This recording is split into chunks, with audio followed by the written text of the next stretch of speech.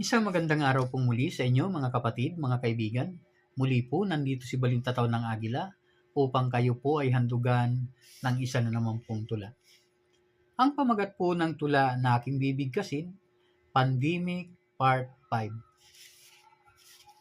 Patay tayo, paring buknoy, yung tanod ay nakatingin.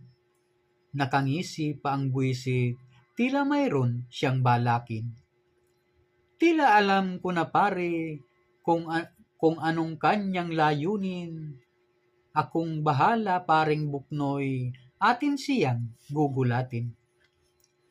Nang sila nga ay tumapat sa tanod na nag-aabang, silang dalway binulyawan, kayong dalwa nga'y dumaan. Bakit ikay sumisigaw? Anong plano mo na naman? Balak mo ba na kami ay pagmultahin o pagbilhan? Kayo ngayoy magmumulta ng halagang 1,000 kung hindi nyo bibilihin itong face shield na tinda ko. Bilisan nyo ang pagbili, makatina ang palad ko. Heto ang 2 face shield, 200 bayaran nyo. Mayroong sakin ay nagsabi, ikaw ay bugos na tanod. Nasaan ang iyong ID? Bakit ikay walang suot? Ang ID ko'y naiwanan dun sa bulsa ng aking short. Ako muna ay uuwi upang ito'y maisuot. Hawakan mo paring buknoy, huwag mo siyang pakawalan.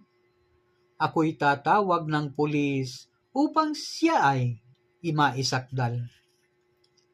Hawak ko na paring tukmol, di niya kumatatakasan.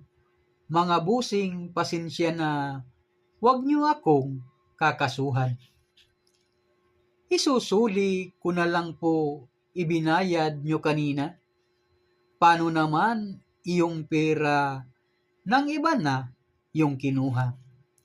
Ibibigay ko sa inyo, hito po at kunin nyo na 5,000 pong lahat yan. Hati na po kayong 2. Salamat po.